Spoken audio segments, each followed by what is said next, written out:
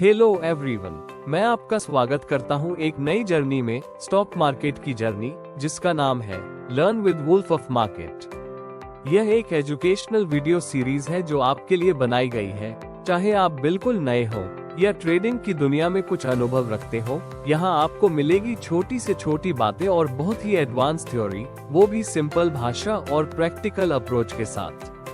तो मैं आपसे यही कहूँगा कि अभी के अभी चैनल को सब्सक्राइब कीजिए, क्योंकि यहाँ आपको बहुत कुछ सीखने को मिलने वाला है। चलिए अब शुरुआत करते हैं सबसे बेसिक सवाल से। स्टॉक मार्केट क्या होता है? सिंपल भाषा में समझाते हैं। स्टॉक यानी शेयर। जब आप किसी कंपनी का शेयर खरीदते हो तो आप उस कंपनी के छोटे से पार्टनर यानी ओनर बन जाते हो।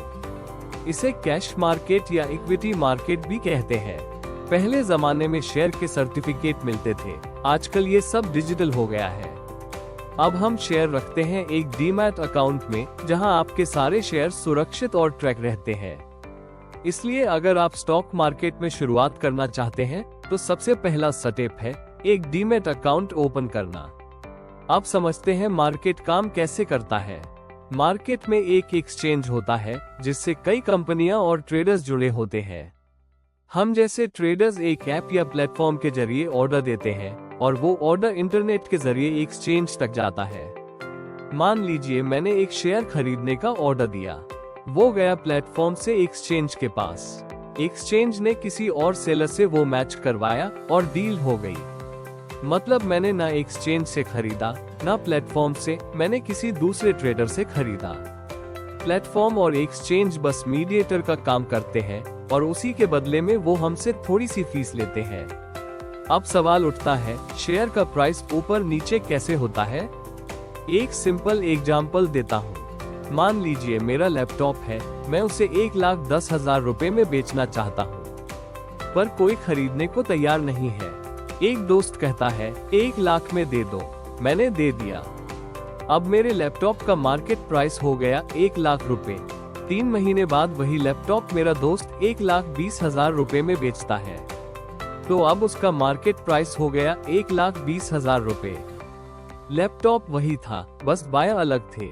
ऐसे ही शेयर का प्राइस बदलता है। जब किसी कंपनी में लोगों को पोटेंशियल दिखता है तो वो उसके शेयर को ऊंचे दाम पर खरीदने को तैयार होते हैं। अब सवाल आता है, कौन सा शेयर खरीदें? हम शेयर खरीदते हैं किसी कंपनी का, तो पहले कंपनी को समझना पड़ेगा।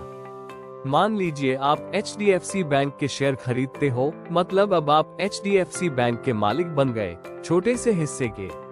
अब ये कंपनी जितना अच्छा बिजनेस करेगी, उसका शेयर प्राइस उतना ही बढ़ेगा।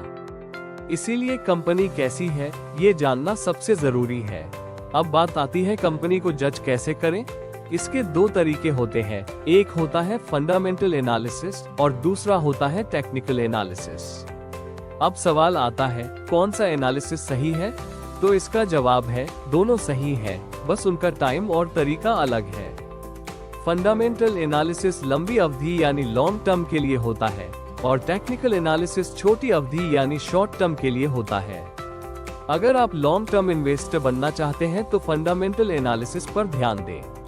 अगर आप ट्रेडिंग करना चाहते हैं शॉर्ट टर्म के लिए तो टेक्निकल एनालिसिस सीखिए। याद रखिए, ये कोई जुआ नहीं है, ये एक साइंस है जिसमें डिसिप्लिन और नॉलेज से पैसा बनता है। तो अगर आप तैयार हैं इस वुल्फ की तरह सीखने के लिए, तो जुड़े रहिए हमारे चैनल के साथ, क्योंकि ये तो बस शुरुआत है। इस चैनल पर आपको मिलेंगे आसान हिंदी में समझाए गए शेयर मार्केट के सारे कॉन्सेप्ट्स। हर वीडियो के बाद आपको मिलेगा एक नया विजन, एक नया नजरिया इस मार्केट को समझने का। क्योंकि ये चैनल नहीं, एक मूवमेंट है, एक मिशन है, हर मिडिल क्लास इंसान को फाइनेंशियल नॉलेज देने का। जो आज तक स्कूलों ने नहीं सिखाया, वो हम यहाँ सीखेंगे। तो चलिए इस सफर की शुरुआत करते हैं, क्योंकि अब वक्त है मार्केट को समझो, मौके को पकड़ो का। अभी सब्सक्राइब करें और जुड़ जाएं इस स्मार्ट ट्रेडिंग क्रांति में।